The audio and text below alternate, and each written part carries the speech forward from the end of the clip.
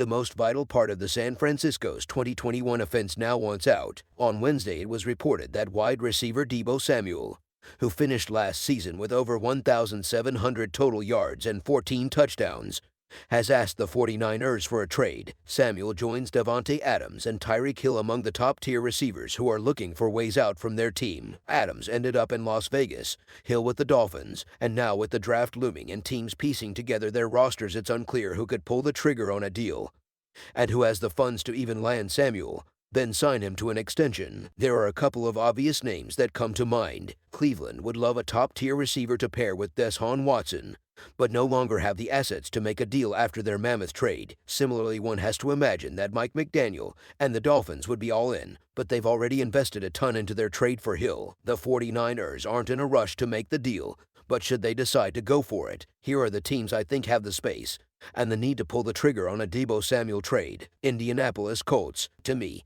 the Colts are the most obvious answer here. Michael Pittman Jr.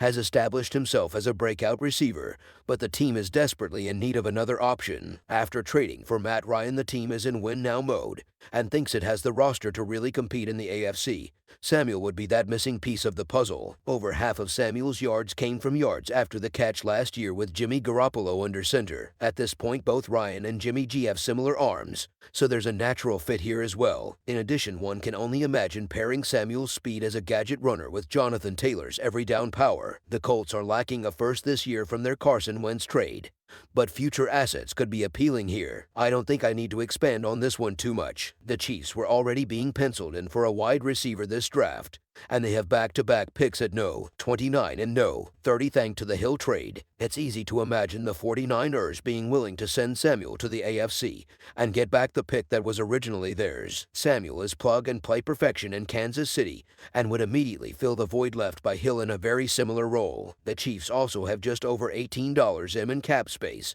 making it possible to sign Samuel to a big money extension now and worry about the huge dollars on the back end. New York Jets. If we move away from winning teams, we have an organization here with ample draft assets and a dire need for help at WR.